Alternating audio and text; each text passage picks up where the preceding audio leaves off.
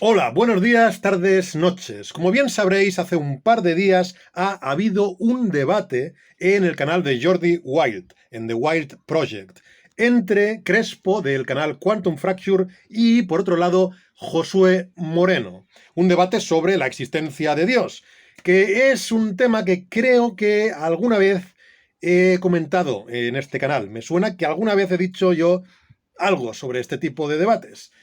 Y bien, pues me he animado a analizar el debate. Evidentemente no lo he podido analizar entero porque era un debate muy largo y encima mi análisis también es bastante largo y bueno, pues para variar ha quedado un vídeo largo, como suele ser ya tradición en este canal. Por otra parte, bueno, pues antes de empezar, debo decir que considero que Quantum Fracture es o Crespo, llamémoslo Crespo, es un excelente divulgador científico y que Josué Moreno, pues es un muy buen argumentador a favor de la existencia de Dios. Lo he visto ya en algún otro debate, creo que ya comenté un debate en el que él participaba y además es alguien que ha participado en mi canal. Por lo tanto, tenemos pues a dos personas cuyas ideas respecto a esto pueden ser muy interesantes. Y nada más que decir, yo creo que con esto ya podemos entrar a ver el debate. ¿Qué sería la definición de Dios? Porque eso Sí. ya creo que es el primer punto de anclaje 100%. de este debate. Y ahí he ido a un momento histórico en el que un ateo y un cristiano hacen un debate muy famoso que es Bertrand Russell y podéis Coplestone, encontrar que es- y ellos juntos, antes del debate, caen en decir, vaya, vamos a estar de acuerdo en una definición, y ellos dicen que Dios es el ser personal supremo, distinto del mundo y creador del mundo. Creo que esta no es una definición muy precisa de Dios. De entrada diría que si definimos a Dios como creador del mundo, es innecesario añadir que también es distinto del mundo. Porque a menos que se defienda el absurdo lógico de la causa sui, es decir, la idea absurda de que algo puede ser causa eficiente de su propia existencia, entonces es evidente que si algo es creador del mundo, entonces también es distinto del mundo. Por otra parte, si yo hubiera estado en el lugar de Crespo, le habría pedido a Josué que me dé una definición de mundo. Porque si tomo la definición de mundo que me da el diccionario de la Real Academia Española en su primera acepción, veo que mundo se define como conjunto de todo lo existente. Y si Josué está tomando esta definición de mundo al usar la palabra mundo en su definición de Dios, entonces yo ya puedo demostrarle la imposibilidad de Dios en el primer minuto del debate. Porque claro, si definimos a Dios como creador del mundo y definimos mundo como el conjunto de todo lo existente, entonces estamos diciendo que Dios es el creador de todo lo existente. Pero si Josué defiende que Dios existe, entonces Dios es algo existente. Y si es algo existente, entonces pertenece al conjunto de todo lo existente, es decir, al mundo. Lo cual implica que Dios, al haber creado ese conjunto, tendría que haberse creado también a sí mismo. Y como ya hemos explicado, es lógicamente imposible que algo se haya creado a sí mismo. La causa sui es contradictoria, porque para que algo se haya creado a sí mismo, tendría que existir antes de empezar a existir, lo cual implicaría existir y no existir simultáneamente y en el mismo sentido. Quizás la única manera en la que Josué podría resolver esto sería alegar que Dios no existe, como hacen algunos tomistas, entre ellos nuestro amigo Jonathan Ramos, que dice que Dios no existe, que Dios es. Pero bueno, si Josué tenía pensado defender esa postura, debería haberlo aclarado antes de defender la posición de que Dios sí existe en un debate que ha sido anunciado como un debate sobre si Dios existe o no existe. En el debate de ¿existe Dios? ¿Sí o no? Te lo pregunto a ti. ¿Tú Sí. que afirmas que Dios existe? Sí. Y por último, el otro problema que le veo a esta definición de Dios está en el concepto supremo, que me parece un tanto ambiguo, pero afortunadamente más adelante en el debate nos explicarán con más precisión qué es lo que se quiere decir con supremo. Yo soy ateo, pero soy ateo en el sentido de que yo no creo que existe, o mejor dicho, mis conclusiones es que no existe. el Dios que no existe es uno concreto, que es precisamente el que ha definido aquí Josué. Claro, imagino. Ese Dios que es personal y que es supremo. A lo mejor tenemos que disgregar un poco qué significa que algo sea supremo, ¿no? Supremo es ese Dios que todos pensamos que tiene esas propiedades increíbles. La omnipotencia, lo puede hacer todo. La omnisciencia, lo sabe todo. Es todo bondadoso. Metemos también eso ahí, ¿no, José? Es muy importante. Sí, entiendo cuando, por ejemplo, normalmente hablamos de supremo, hablamos que es supremo en cualquier propiedad que haya, la tiene a la máxima potencia. Claro, pero eso, Está OP. pero eso podría valer para la bondad y para la maldad, ¿no? Si hablamos de características similares a las Creo que humanas. habría razones de peso para argumentar que un ser Luego hablaremos de la bondadoso, maldad del mundo. bondadoso es mejor que un ser malvado. Bien, creo que la respuesta que ha dado Josué al problema que ha presentado Jordi no es muy convincente. Y además no es la que suelen dar los filósofos teístas cuando se les presenta esa objeción. Josué ha dicho que Dios tendría cualquier propiedad a la máxima potencia. Y Jordi astutamente ha observado que eso podría valer tanto para la bondad como para la maldad. Frente a lo cual Josué ha respondido que hay razones para argumentar que un ser bondadoso es mejor que un ser malvado. Pero eso no parece refutar lo que ha dicho Jordi. Que sea mejor, como mucho, puede servirte para defender que preferirías que Dios sea bondadoso en lugar de ser malvado. Pero seguiría siendo cierto que si la maldad es una propiedad y Dios tiene toda propiedad elevada a la máxima potencia, entonces Dios tendría la maldad elevada a la máxima potencia. Por ello, la manera en la que los filósofos teístas suelen responder a esto consiste simplemente en decir que la maldad no es una propiedad, porque el mal, ontológicamente hablando, no existe. Esos filósofos teístas dirían que el mal es como el frío, mera ausencia de calor, o como la oscuridad, mera ausencia de luz. Es decir, el mal es ausencia de bien, y como el bien sería lo realmente existente, esa es la propiedad que Dios tiene a la máxima potencia. Es inmutable, no se puede perturbar, ¿no? Es una característica muy discutida en La inmutabilidad. La inmutabilidad de Dios en la historia de... Me la compras, la vendes. ¿Tú qué dirías? Yo no la afirmaría, ¿Está bien? o no me parece necesaria para hablar del Dios, y menos aún del Dios cristiano. Aquí simplemente comento que es curioso que Josué no considere que la inmutabilidad es un atributo divino necesario. Como bien dice, efectivamente hay cristianos que no defienden la inmutabilidad. Por ejemplo, William Lane Craig. Pero lo curioso es que más adelante en el debate, Josué va a defender ideas propias del teísmo clásico, y más concretamente del tomismo, que sí que implican la inmutabilidad divina. No debemos olvidar que para el tomismo la inmutabilidad de Dios no es un atributo del que se pueda prescindir. El acto puro tiene que ser inmutable. Entonces, que Josué nos diga que la inmutabilidad no es necesaria, no sería problemático si Josué estuviera defendiendo el Dios del teísmo neoclásico, el Dios de William Lane Craig, por ejemplo. Pero más adelante veremos que no es ese el Dios que Josué parece estar defendiendo, sino un Dios que sí que tiene que ser inmutable. Es creador, Sí, claro. por supuesto. Bueno, lo has dicho, ¿no?, en la definición. Creador del mundo. Para ti es una parte fundamental. Dios es el creador de todo lo que conocemos. O sea, para mí es importante entender, que creo que lo hablaremos después, que hay razones, creo, lógicas para creer que debe de existir una causa incausada, un principio... Que para ti Dios no es un ser que nace después del inicio del universo, sino que es el punto primero de inicio de todo, ¿no? creo que debe de serlo, debe ser esa famosa causa incausada o ese motor inmóvil que diría Aristóteles. El motor inmóvil de Aristóteles es, por definición, inmutable. Por eso, y por muchas cosas que veremos más adelante, me ha sorprendido que Josué diga que la inmutabilidad no le parece un atributo necesario. Hablemos del origen del universo, entonces. Del- Este es el primer tema que quería hablar con vosotros. El origen de todo. Vamos a decir, de la existencia de la realidad. Vale, vale. ¿Es necesario que exista un ser supremo? Empiezo contigo, Crespo. ¿Es necesario que exista un ser supremo para que el universo y la vida puedan existir? La historia del universo, tal y la conoce la ciencia, y tal y como entendemos ese cómo las cosas evolucionan. Nosotros somos homínidos, a través del proceso de selección natural pues hemos llegado hasta aquí. Todos los animales, todos los seres vivos del planeta, ¿no?, hemos llegado hasta aquí gracias al proceso de selección natural. Si echamos la película hacia atrás, acabaremos en un punto en el que tenemos organismos unicelulares muy pequeños, en el micrómetro, por encima del nanómetro, y en ese momento, seguramente, un montón de células muy grandes, lípidos, ARN, seguramente llegaron a encajar de la forma correcta para que emergiera el concepto que es la vida. Eso sucedió cuando el universo tenía 3.800 millones de años. O sea, ha llovido desde entonces.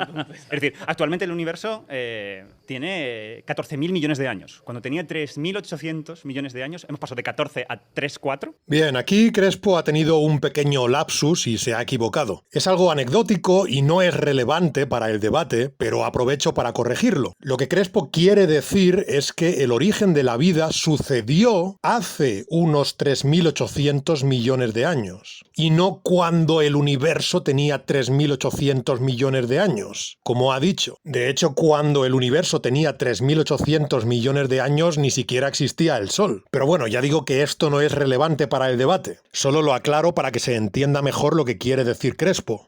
Pues en ese momento ocurre esa propiedad, ¿no? Las moléculas sin vida, de algún modo, se unen para formar vida. Esas transiciones, hay varias hipótesis que nos dicen cómo han podido suceder. No es tan raro, hay moléculas, estas moléculas en las que se basa la vida, literalmente las vemos en nebulosas en el espacio. Algunas las podemos sintetizar a partir de cosas muy sencillas en un laboratorio, ¿no? El famoso experimento de Parín. Y tenemos varias hipótesis de cómo podría haber pasado eso. Seguimos echando atrás la película. El planeta Tierra, sabemos que surge de esa nube de polvo, rocas, etc. Decimos que somos polvo estelar, ¿no? Somos polvo estelar, ¿no? Siempre, ¿no? Esa nube que dejó el Sol en su creación. El Sol surge de una nebulosa. Todas las galaxias y estrellas del universo que vemos realmente surgen de una nube enorme. Seguimos echando hacia atrás, el universo se contrae. De repente esa nube se convierte en un plasma ardiente en el que suceden muchas cosas. Seguimos echando hacia atrás, y ese plasma en cierto punto surge. Aquí empezamos con el inicio de lo que nosotros llamamos universo, en sentido cosmológico, ¿no? La región de espacio-tiempo que podemos ver. ¿Cómo surge eso? Pues se piensa, es también una hipótesis, no está totalmente confirmada, de eso tengo disclaimer, el proceso de inflación. Cómo por una fluctuación cuántica del campo del inflatón, el universo se expande brutalmente, y la energía contenida en el inflatón pasa al resto de campos del universo, surgen las partículas, surge el plasma. Y esa explicación es la mejor para explicar ciertas propiedades cosmológicas que tenemos. Claro. ¿Qué pasa más? Todo es científico. O sea, de momento no hay ningún elemento que se pueda considerar divino, ¿no? Lo has dicho tú, no lo he dicho yo. Vale, ¿hay algún elemento divino? No lo necesitamos. Lo has dicho tú. Entonces, como ves, voy a hacerlo algo más preciso. Lo que no necesitamos es ningún elemento sobrenatural. No nos pone la ciencia en ningún momento, en ningún lugar en el que digamos, ya está, debe haber magia aquí. Debe haber magia o esto no. pues para ti no es el el concepto momento. de Dios es mágico. El concepto de Dios es sobrenatural. Eso es seguro. Eso desde luego. ¿No? Estamos de acuerdo todos. Magia. Respecto a lo sobrenatural, creo que es un concepto bastante confuso. ¿Qué es lo sobrenatural? Es más, ¿qué es lo natural? La RAE define lo sobrenatural como lo que excede los términos de la naturaleza. Pero ¿qué es la naturaleza para poder decir que algo está excediendo sus términos? ¿El conjunto de todo lo que existe y que está determinado y armonizado en sus propias leyes? Si un científico, por ejemplo, está investigando y descubre un fenómeno que no puede explicarse mediante el conjunto de leyes físicas que conoce hasta ese momento, y ello le obliga, por lo tanto, a contemplar unas nuevas leyes o unos nuevos principios para explicar la totalidad de lo existente, ¿eso sería haber descubierto algo sobrenatural? ¿O simplemente sería haber descubierto que la naturaleza es más compleja de lo que ese científico pensaba? Por ejemplo, tomemos el caso de la interacción nuclear fuerte. Los científicos que conocían la fuerza electromagnética sabían que las partículas con carga positiva, como los protones, se repelen entre sí. Pero entonces, ¿cómo se explica que en el núcleo de un átomo haya varios protones juntos? ¿No deberían repelerse electromagnéticamente? ¿Es algo sobrenatural el hecho de que no se repelan y se mantengan juntos ahí? Pues no diríamos que es sobrenatural. Para explicar ese fenómeno, simplemente contemplamos otra fuerza fundamental, que llamamos interacción nuclear fuerte. No hay nada sobrenatural aquí, simplemente la naturaleza tiene más elementos de los que habíamos pensado inicialmente. Y lo mismo pasaría si algún día algún científico descubriera que son verdaderos ciertos fenómenos que hoy algunos llamarían sobrenaturales. Por ejemplo, imaginemos que se descubre que los fantasmas existen, es decir, que se demuestra que cuando el cuerpo de una persona muere, realmente su conciencia puede moverse por ahí como un ser invisible que atraviesa paredes, E imaginemos que de alguna manera podemos detectar a esos fantasmas y demostramos que son reales. ¿Sería eso sobrenatural? ¿O simplemente sería un nuevo fenómeno natural que no sabíamos que se daba y que ahora hemos incluido en nuestro conocimiento de la naturaleza? Por ello, el debate sobre si hay o no hay algo sobrenatural me parece bastante estéril. Por lo menos mientras no se definan los límites de lo natural. Por lo menos si definimos que material no es. Eso, material. Esto seguramente lo vamos a estar hablando muchas veces. Lo que es material y lo que es inmaterial. Material. Yo soy materialista. Es decir, yo creo que solo existe lo material. Podremos decir, ¿no? Esta mesa es material. Este micrófono es material. Nosotros somos materiales. Incluso. Depende de la hora de la noche. Eso, buena esa. Me pongo difuso, ¿eh? Te pones difuso, te pones estado del plasma. Yo diría que hasta nuestros pensamientos son materiales, ya que emergen de toda la actividad eléctrica de nuestro cerebro. Aquí Josué no estará de acuerdo conmigo. Otro punto bastante complicado. ¿Cómo estamos definiendo aquí lo material? Seguramente Crespo no está entendiendo por material únicamente la materia bariónica. Es decir, no se refiere únicamente a átomos compuestos de protones, neutrones y electrones. De hecho, ni siquiera creo que esté refiriéndose a que todo esté hecho de quarks, leptones y bosones. Más adelante Crespo dirá que el espacio también es material y que el tiempo también es material. De hecho, incluso dice que los pensamientos son materiales, porque emergen de la actividad de algo que es material. Pero yo creo que incluso para alguien que defienda el emergentismo, esto parecería de entrada una falacia non sequitur, porque incluso si se defiende que el pensamiento es algo que emerge a partir de la actividad de un cuerpo material, no veo que de ahí se siga que el pensamiento mismo también sea material. Y todo esto al margen de que, como digo, todavía no veo muy clara cuál es la definición de material que estarían manejando aquí. Aún así, el momento Big Bang sigue sin, de momento, tener una explicación, porque ¿qué había antes, ¿no? Es la gran pregunta. Claro. ¿Qué había antes? Bueno, si esto continúa, las hipótesis de inflación se han seguido desarrollando y viendo esta idea de inflación, de que el universo tenga un mecanismo para hacer y hincharse rápidamente, ¿a qué cosas conduce? Y parece que es casi inevitable acabar en una situación de eternal inflation, inflación eterna. La idea de que este proceso de que el universo se expanda muy rápidamente pueda estar sucediendo todo el rato. Lo que apuntaría a inflación eterna, que realmente no hay Big Bang, que realmente no hay inicio. El Big Bang en cosmología lo entendemos más bien como, o se suele hablar, ahora se intenta puntualizar como Hot Big Bang. Se refieren a una vez inflación acaba y se crea ese plasma del que va a surgir la nube, de que van a surgir las galaxias, de que va a ese primer plasma que surgen los primeros nanosegundos del universo, pues en el momento en el que surge, a eso se le llama Big Bang. Es el nacimiento de la materia del universo. Materia en este sentido, de las partículas del universo. Sí, sí. El nacimiento de esas partículas es lo que se suele denominar Big Bang, Hot Big Bang, el origen del universo en el sentido de eso, de las propiedades del universo. Sí. ¿Qué pasó antes del Big Bang? Es una pregunta que podemos hacernos perfectamente. ¿Y tú no ves posible que ahí entre, que seguramente es donde puede entrar tu visión, la existencia de algún tipo de ser omnisciente, omnipotente? Sobrenatural que haga falta para Exacto. eso. Sí, lo que simplemente digo es que tenemos una teoría que nos permite echar más atrás de ese Big Bang. Los huecos, ¿no? Que es el Big Bang.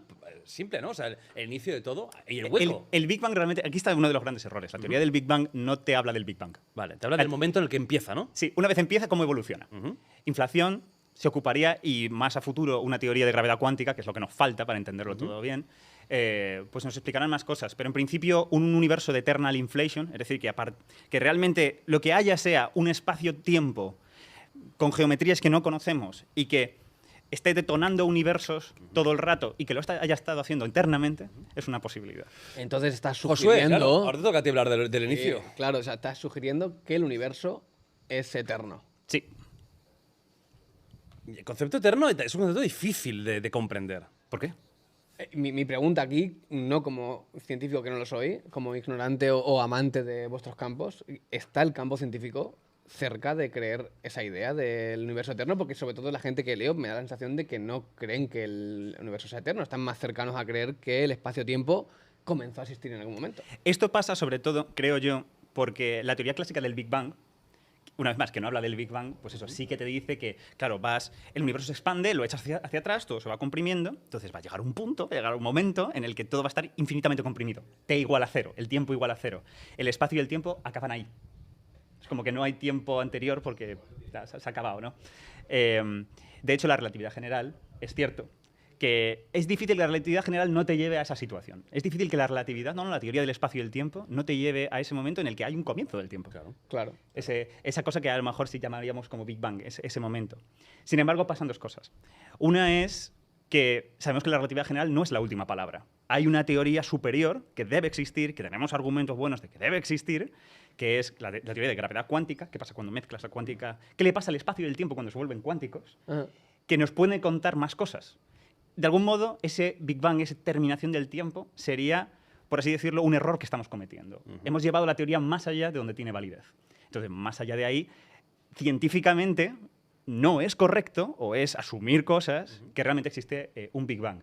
Inflación como una teoría que realmente mezcla estas cosas, nos podrían estar dando pistas de qué pasa en esos lugares peligrosos de la teoría. O sea, no se cree tanto en el Big Crunch, ¿no? Que era como el momento de llegar a un punto y que luego se condense otra vez y pim, pim, pim, y así eternamente, ¿no? Realmente nuestro universo no tiene la tipología, como la cantidad de materia oscura, energía oscura y tal, no. Para que pase eso. Para que pase eso. Sí es cierto que hay otros modelos, como se llaman universos que rebotan, ¿no? Y ese rebote... Como un yo-yo casi. Como un yo-yo, ¿no? Como que el universo, pues, en algún punto del pasado se contrajo, se detuvo y luego se volvió a expandir. Y ahí es donde estamos nosotros. Incluso eternamente, ¿no? Y que podrían estarlo eternamente. Cosmológicamente tiene sus problemas, aquí te lo pongo en bandeja, y es que como controlar ese momento en el que se queda todo muy cerca y luego rebota es complicado porque podría colapsar. Claro. Y ahí el tiempo se acaba.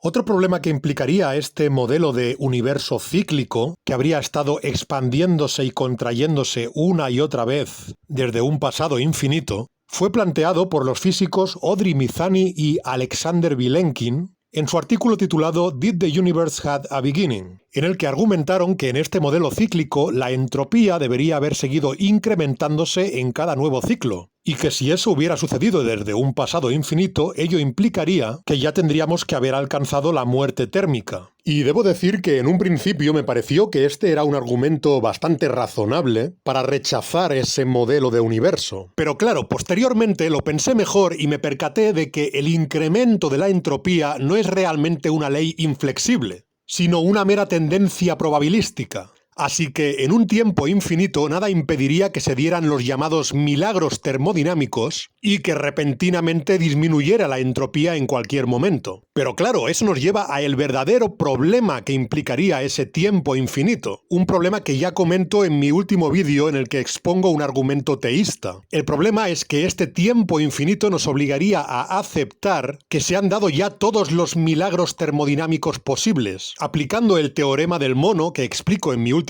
vídeo, deberíamos aceptar que ya se han dado todas las configuraciones posibles de materia, y que por lo tanto se han dado los llamados cerebros de Boltzmann, que nuestro amigo Quantum Fracture conoce muy bien porque hizo un vídeo al respecto. Es decir, uno de los problemas que tiene aquí Quantum Fracture es que si acepta ese tiempo infinito hacia el pasado, y acepta el teorema del mono infinito, que es un teorema matemáticamente demostrado, tendrá que aceptar la realidad de que han existido cerebros de Boltzmann que creían ser lo que él es. Y ello le llevará a un escepticismo radical porque no podrá saber si él es ese cerebro de Boltzmann que está flotando en el espacio y que cree tener sus recuerdos y cree estar viviendo lo que él está viviendo. No estoy diciendo que este argumento de los cerebros de Boltzmann que estoy planteando sea irrefutable. Solo digo que es un argumento al que Crespo tendría que enfrentarse, porque él defiende un tiempo infinito hacia el pasado. Y por supuesto también tendrá que enfrentarse a las diversas paradojas que implican estos infinitos hacia el pasado. Veamos cómo Josué le plantea una de ellas. Aún así,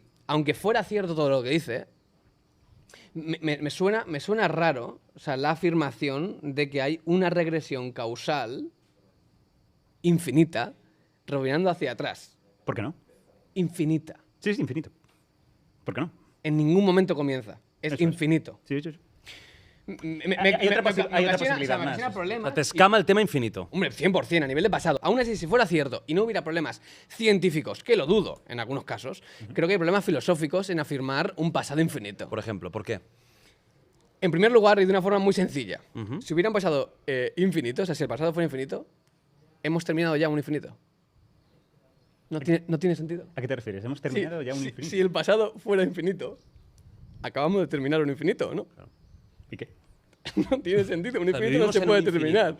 Claro, pero si el pasado es infinito, una cadena causal infinita hacia atrás, si miramos para atrás decimos, acabamos de terminar un infinito. Bien, en primer lugar debo felicitar a Josué por plantear esto, ya que no es habitual que en un debate en español visto por tanta gente se planteen los problemas filosóficos que entrañan los infinitos hacia el pasado completados por adición sucesiva. Creo que poner este tema sobre la mesa eleva el nivel de la discusión sobre la existencia de Dios. Aunque por otra parte no creo que la manera en la que Josué está exponiendo la paradoja sea muy persuasiva. Crespo podría haber respondido fácilmente que el hecho de que los acontecimientos se remonten a un pasado infinito simplemente implica que la cadena de acontecimientos no tiene un principio, y que, por otra parte, el hecho de que los acontecimientos que acaban de suceder ahora sean, por el momento, el final de esa cadena, no es contradictorio con el hecho de que la cadena no tenga un principio. Sería una cadena de acontecimientos que no tendría un principio, pero sí tendría un final, por lo menos si tomamos la teoría A del tiempo, porque el acontecimiento que acaba de suceder ahora sería el último acontecimiento de la cadena, es decir, sería el final. Pero que la secuencia no tenga punto inicial no contradice el hecho de que sí tenga punto final. Aquí no estoy diciendo que sea fácil de concebir o de comprender la idea de algo que no tiene extremo inicial pero sí tiene extremo final. Solamente estoy diciendo que no veo que aquí Josué haya demostrado que eso implique una contradicción. Quizás una manera más persuasiva de exponer la paradoja que está planteando aquí Josué podría ser la del silogismo que yo construí en mi texto de 100 páginas sobre el argumento cosmológico Kalam. Premisa 1. Si el tiempo es infinito hacia el pasado, entonces el tiempo presente se ha dado después de que se haya dado el transcurso completo de una cantidad de tiempo infinita. Premisa 2. Si el transcurso completo de una cantidad de tiempo infinita nunca puede darse, entonces el tiempo presente no se ha dado después de que se haya dado el transcurso completo de una cantidad de tiempo infinita. Premisa 3. El transcurso completo de una cantidad de tiempo infinita nunca puede darse. Conclusión, el tiempo no es infinito hacia el pasado. Es evidente que este argumento es formalmente válido. Si demostrásemos que P3 es verdadera, entonces estamos diciendo que el antecedente de P2 es verdadero. Y si P2 es verdadera y el antecedente de P2 es verdadero, entonces el consecuente de P2 también es verdadero.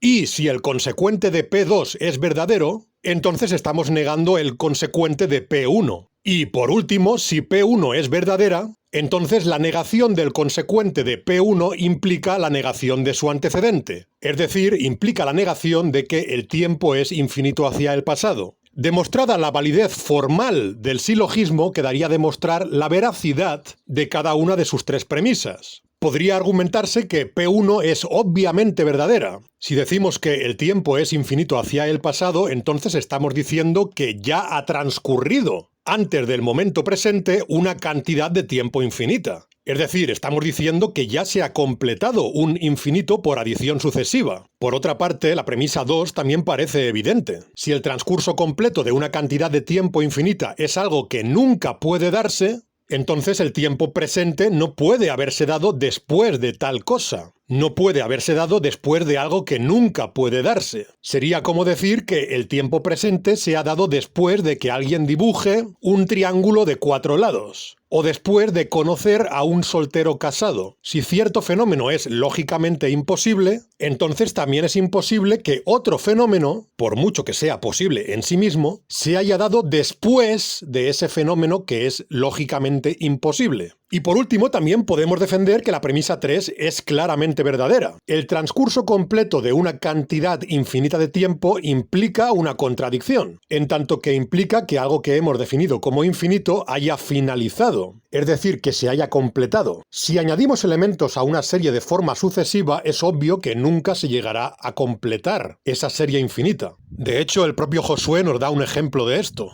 Yo no entiendo dónde dices que no tiene sentido.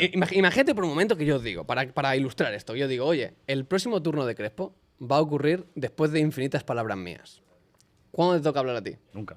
Nunca. Pero como digo, incluso si presentásemos el argumento como lo he presentado yo aquí, creo que podría seguir diciéndose que la trampa es que la tercera premisa está asumiendo que partimos de un principio y constatando que desde ese principio nunca podemos llegar a completar un infinito. Mientras el antecedente de la primera premisa, es decir, la idea de que el tiempo es infinito hacia el pasado, lo que está diciendo es que no hay principio, lo cual es distinto a decir que hubiera un principio y que partiendo de ese principio se haya completado un infinito. Por eso creo que este tipo de argumento contra el infinitismo causal, aunque puede llegar a presentarse de una manera más o menos persuasiva, como lo intenté yo aquí, puede llegar a refutarse fácilmente. Precisamente por eso los filósofos teístas han tenido que esforzarse en elaborar paradojas mucho más complejas, como la famosa paradoja Grim Reaper, que sí parecerían demostrar en principio que aceptar la posibilidad del infinitismo causal nos llevaría a aceptar la posibilidad de contradicciones lógicas. Tampoco estoy diciendo aquí que la paradoja Grim Reaper sea irrefutable y que funcione perfectamente, pero por lo menos en ese caso sí que diría que parece demostrar una contradicción. El concepto como infinito, en el sentido de en el pasado, creo que es una contradicción. Para ti eso no es imposible. Que me digas dónde está o sea, que tú me digas que sumo un infinito, entonces claro, ¿cómo puedo? Es porque me estás tratando el infinito como una medida, como si fuera 1 metro, 3 metros, 7 metros, en este caso 70 años, 100 años. No puedes hacer eso. Entiendo que tú también me lo estás haciendo así. Me estás diciendo que el universo, si rebobino para atrás, de forma infinita, ¿no? Se está recreando una vez tras otra, Claro. de forma infinita. Pero claro, Eso es. Pero no te estoy diciendo, no te estoy sumando infinitos. Tú estás haciendo operaciones con ellos. ¿Estás de Yo acuerdo no. conmigo? Que creo que puedes tener indicios científicos para afirmar semejante cosa, pero no creo que tengas pruebas científicas para argumentar semejante cosa. Eso es correcto. Inflación. Claro, entonces, quiero decir, a mí Inflación no esto está- me suena a un pensamiento más mágico y más sobrenatural que creer en ¿Para la ti es existencia de un reduccionista Dios. lo que está haciendo él? me parece un poquito de trampa, de oye, Permíteme esto que te lo podría justifique. estar O ocurriendo. sea, tú crees que está utilizando el argumento de la infinidad para explicar lo que no puede explicar. Yo creo que estaría guay afirmar, oye, lo que hasta donde podemos llegar con la ciencia hoy es hasta aquí. De afirmar. A mí me parecería honesto. Hasta aquí puedo llegar. Oye, que yo no quiero creer en un Dios, está guay, chévere, pero hasta donde puedo llegar hasta aquí. Afirmarme que con la ciencia puedo llegar hasta un infinito causal, me parece uno que no se puede hacer, y luego aparte que creo que tiene problemas a nivel quizás ya más filosófico. Aunque yo no soy un defensor del infinitismo causal, aquí debo decir que el infinitismo causal sí que podría defenderse con algunos argumentos razonables. Por ejemplo, el infinitismo causal parecería ser la manera más parsimoniosa de defender un principio de causalidad omniabarcante, absoluto. Es decir, de defender que todo tiene una causa sin excepción. Siempre es más parsimonioso asumir de entrada que los principios que vemos que siempre se cumplen en la realidad son principios que efectivamente se cumplen siempre y que por lo tanto no hay ninguna excepción. Suponer gratuitamente que haya una excepción sería poco razonable por ir contra la navaja de Occam. No estoy diciendo aquí que los teístas asuman gratuitamente que hay una excepción. Claramente hay argumentos muy persuasivos a favor del finitismo causal. Pero si un ateo pudiera demostrar que esos argumentos teístas no son válidos, considero que podría usar la navaja de Occam a favor del infinitismo causal. Pero, A ver, dejándonos hablar. Permíteme que te comente varias cosas. Claro, por favor. Mira, te comento. Mira, a ver, primero. A ver, un momento, que hay problemas. ¿Qué pasa? Un poquito más para vuestra derecha. Sí, si Para. hablas un poquito más frontal por el tema de cámara, ¿eh? ¿Que sí, verdad? Vale. Muy bien. Eso lo ha dicho Dios, ¿no? El Dios del podcast es Nacho. Dios del podcast, claro, un poquito sí. A ver, Ella querría, Nacho. Bueno. A ver, primero, para entender bien la teoría del Big Bang y varias cosas que vemos del universo, necesitamos una teoría. O sea, en la teoría del Big Bang no basta. No basta para explicar muchas cosas que vemos del universo. Entonces, la única propuesta que lo arregla todo consistentemente y que la mayoría de la comunidad de cosmólogos opinan es inflación. Es decir, para empezar, la única explicación que tenemos, fuerte, consolidada, es inflación. Eso para empezar. Después, vale, te soy honesto con el estado de la técnica, con el estado de científico. El estado científico serio es que efectivamente no podemos decir nada de t igual a 0. No podemos decir nada de ese inicio. Es decir, es como que tuviéramos que pegar un corte cuando el universo es así. Cuando es así. Cuando es así, ya no puede Es un seguir. momento fundamental eso. Es un momento fundamental, claro, porque justo cuando este Que la argumento... inflación se puede comprobar porque nos estamos separando. O sea, ¿no? Está habiendo En realidad, la separación en sí misma es como una propiedad intrínseca del espacio. Es decir, si tú ya empiezas con una pelota así, no hace falta que haya inflación. Esa pelota ya va a hacer... va a ir. el espacio-tiempo ya va a funcionar ahí. Pero la cuestión es que sabemos que nos tenemos que parar aquí porque no sabemos cuánticamente cómo funciona el espacio. Es decir, que estar argumentando que es necesario Dios ahí... Es necesario Dios ahí para arreglarlo. No, cuidado, no es necesario Dios ahí para arreglarlo. Es necesario, O mejor normalmente dicho, solemos introducirlo cuando entendemos que disculpa, por el que principio de causalidad, una en el propuesta, que algo ¿no? que comienza a existir siempre tiene una causa externa a esa misma existencia, y solemos afirmar eso y lo creemos, porque de hecho es un principio básico para las ciencias naturales. Causa-efecto.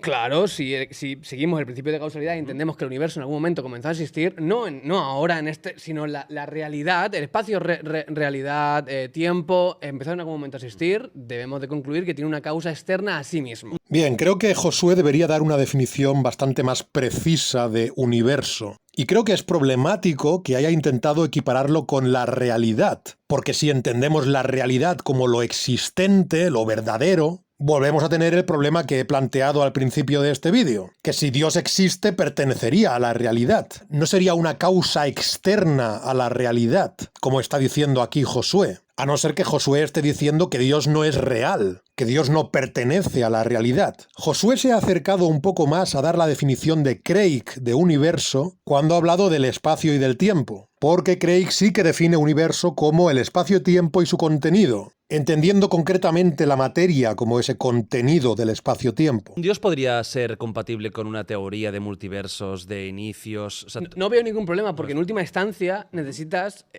ese primer punto de causa incausada de esa primera mecha que aquí hay una enciende. brecha muy O- clara. o no. Aquí hay una brecha muy Claro, clara. Para es que- decir- o no, porque- eso es lo que estoy diciendo. Porque por el principio de causalidad entendemos que toda cosa que comienza a existir tiene una causa externa a ¿Pero sí el mismo. infinito tiene una causa O no. externa? Es que- para ti no. O no. Es que esa es la cuestión. Pero se ha A lo encontrado mejor no alguna hace cosa falta. hoy en día, a día de hoy, 2023. ¿Se ha encontrado algo que no necesite de una causa?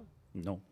Al menos. Y esa es una muy, Claro, de esa es momento una muy hay buena una pata lógica. que cojea. Claro, esa es una muy buena lógica para que a nivel filosófico digas, como todo lo que observamos parece indicar que todo lo que comienza a existir tiene una causa externa a sí mismo, tiene sentido entender que la realidad espaciotemporal tiene una causa externa a sí mismo. Y por supuesto también sería necesario que Josué diera una definición estricta de empezar a existir. Si Josué está entendiendo como cosas que empiezan a existir, ese tipo de cosas que observamos en nuestra experiencia, que no existen en un tiempo T1 y sí existen en un tiempo posterior T2, entonces incluso un finitista causal que apueste por un pasado finito podría decir tranquilamente que el universo, entendido como lo entiende Craig, no empezó a existir, porque no hubo nunca un tiempo en el que no existiera y después un tiempo posterior en el que existiera. Es decir, incluso no siendo infinito hacia el pasado, el universo habría existido siempre,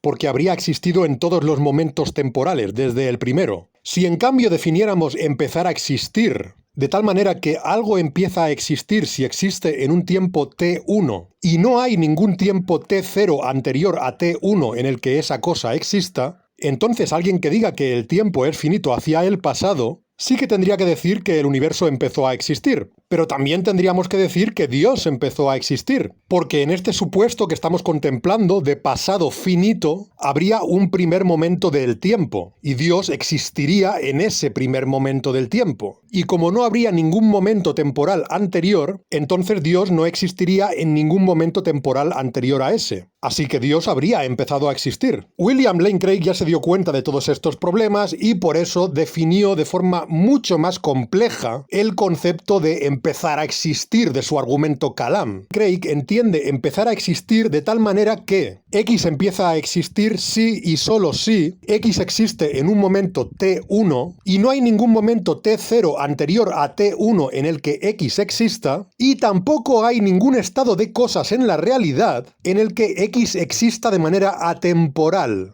Por supuesto, esta definición de empezar a existir también implica muchos problemas, pero no los voy a explicar aquí. Y cuando te pones a analizar Esa es esa una causa... extrapolación, es y una te- extrapolación que no tiene que ser verídica. No, No tiene por qué ser verídica. pero tiene sentido. no tiene sentido. Tiene bastante sentido entender que hay una causa externa al propio universo y que esa causa, además, como es creadora, ¿no? O como es la generadora de un espacio-tiempo, tiene que ser espacial, atemporal, debería ser necesaria porque es creadora de todo. Eso ya es asumir propiedades, que es muy complicado. Es decir, una cosa es ser la primera causa. Es inferir. Inferir que todas tiene esas sentido, cosas. de manera lógica. O sea, No, cuando tú realmente observas, creo que no. ¿Tú crees que no? Realmente creo que no. Es decir, simplemente porque tienes una primera causa, luego estar infiriendo otras propiedades como, una vez más, omnipotencia, que es atemporal. Que No, es pero atemporal. un segundo. O sea, simplemente no es correcto. Si llegamos a una primera causa, estaremos de acuerdo también por el principio de causalidad, que algo que una cosa no tiene no lo puede dar. Según lo que aquí acaba de decir Josué, si Dios, por ejemplo, no tiene materia, ya que Josué lo define como inmaterial, ¿puede dar materia o puede causar materia? ¿Puede causar la existencia de materia? Lo digo porque Josué acaba de decir que lo que una cosa no tiene no la puede dar. Y claro, esto podría servirle para decir que Dios tiene inteligencia, por ejemplo, y da inteligencia. Que Dios tiene bondad y da bondad. Que Dios tiene poder y da poder. Que tiene conocimiento y da conocimiento. Pero si entendemos la materia como algo positivamente existente y decimos que Dios no tiene materia, entonces ¿cómo puede dar materia? ¿Y algo no se podría explicar incluso si tú crees que siempre tiene que haber una causa? ¿Dios tiene causa? Claro, esa es una buena pregunta, la clásica esa, ¿no? Si todo ha sido creado, ¿no? ¿Quién creó a Dios? Claro, el problema es que es no entender bien el principio de causalidad. Porque lo que se dice en el principio es, todo lo que comienza a existir tiene una causa. No que todo tenga una causa, es que todo lo que comienza a existir tiene una causa. Entonces, Dios sí que es infinito. Evidentemente, a Dios en ningún momento se le define como un ser que comienza a existir. Dice que es un ser que es. De hecho, Tomás de Aquino, cuando define a Dios, dice que Dios es. No existe. Es. De hecho, Tomás de Aquino diría, no tiene sentido hablar de que Dios existe, no, Dios es. Y aquí tenemos a Josué citando a Santo Tomás en relación a esa postura que tiene Jonathan Ramos de que Dios no existe, que Dios es. No voy a asumir que Josué está defendiendo también esa postura para que no se convierta todo esto en absolutamente ininteligible e incomprensible. Porque ya digo que yo doy por hecho que aquí Josué está defendiendo la postura de que Dios existe, en un debate sobre si Dios existe o no existe. Te lo pregunto a ti. Tú Sí. que afirmas que Dios existe. Sí. Vamos para avanzar un poquito. Un tema igual. Si seguimos en ese tema de fundamental de la existencia, ¿vale? Hablamos de un tema muy interesante que es el libre albedrío en el podcast que hice con Enrique y con Santa Olaya, ¿no? Si Dios existe y conoce nuestro fin, nuestro inicio, nuestro momento actual, ¿tenemos el libre albedrío? La paradoja esta que hablamos. Dios es omnisciente, Dios lo sabe todo. Y por otro lado, Dios nos ha dado libre albedrío, podemos hacer cualquier cosa. Entonces, ¿cómo es eso posible? Esto parece una contradicción, porque si Dios lo sabe todo, No somos libres de ejecutar las cosas que Dios ya sabe que van a ocurrir. eso es, porque Él lo sabe todo, Él ya ha visto la película. Entonces, ¿cómo es posible que podamos hacer cosas distintas? Hay tres grandes teorías hoy dentro de la filosofía, por así decirlo, cristiana o de filósofos cristianos, que son, en primer lugar, el teísmo abierto.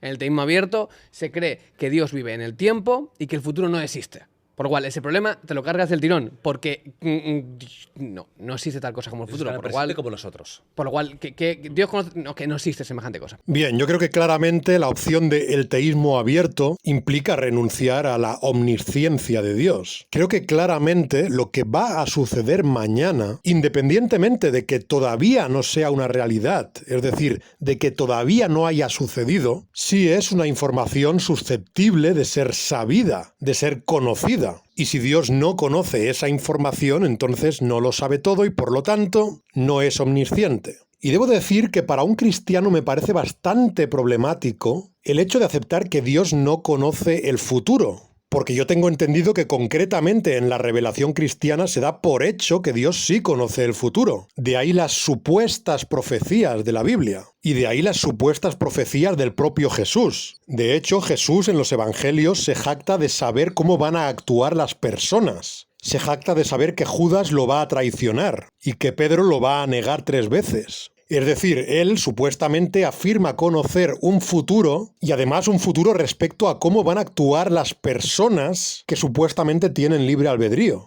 La segunda posición que hay es la posición quizás más tradicional, que es la posición de gente como Tomás de Aquino, que seguirían los tomistas, y es esta idea de que Dios vive en una realidad temporal diferente a la nuestra, que es la eternidad. Por lo cual Dios tiene una relación con la temporalidad del ser humano en un eterno presente. Lo cual es muy interesante, porque la relación de un Dios eterno con Jordi, con Crespo, con Josué, no sería en el Josué de hoy, sino que sería con el Josué de hoy, con el de mañana y con el de ayer. Por lo cual Dios está en un continuo presente en relación con nosotros. No con el Josué de hoy, te repito, sino con el todo. Por lo cual, ¿Dios conoce el futuro? No, porque Dios no tiene futuro. Dios conoce un eterno presente. El problema de esta segunda opción es que a menos que se rechace la teoría A del tiempo y se abrace la teoría B del tiempo, considero que sigue destruyendo por completo el atributo de la omnisciencia divina. Porque si la teoría A del tiempo es verdadera, entonces es objetivamente verdadero que yo ahora estoy sentado. El ahora es un fenómeno real. Pero si Dios está en un eterno presente en el que todos los momentos temporales son simultáneamente presente para Él, entonces Dios no puede saber cuál de esos momentos es verdaderamente ahora. Este Dios que nos plantea Josué no puede saber, por ejemplo, qué hora es en España ahora mismo, en este momento, porque en su eterno presente son todas las horas a la vez. Y el problema es que en la teoría A del tiempo, el hecho de que ahora es una hora concreta es una verdad objetiva. Y digo que esto es un gran problema por dos motivos. El primero es que creo que hay buenas razones para adoptar la teoría A y no la B del tiempo. Y el segundo es que creo que especialmente a los teístas les conviene aceptar la teoría A. De hecho, Santo Tomás, a pesar de defender estas cosas que acaba de decir Josué, defendía la teoría A del tiempo, como ya demostré citando la Suma Teológica en mi vídeo sobre el conocimiento divino. Y es que además para usar la primera vía tomista hace falta la teoría A del tiempo. Y por otro lado yo diría que para usar el argumento cosmológico Kalam, que ha usado aquí Josué, también hace falta la teoría A del tiempo. La tercera opción, que es una para empezar, muy curiosa, no sé si la conocéis, ¿por qué?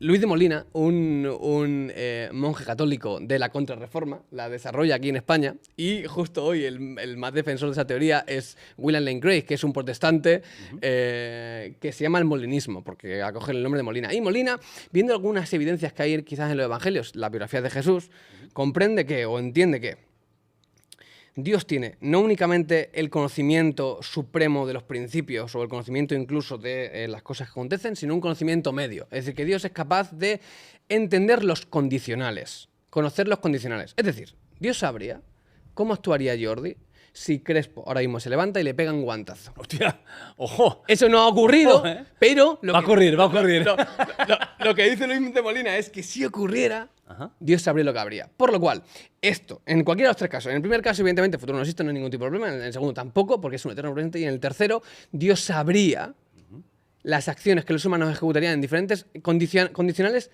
libremente. Por lo cual tampoco existiría ningún tipo de problema.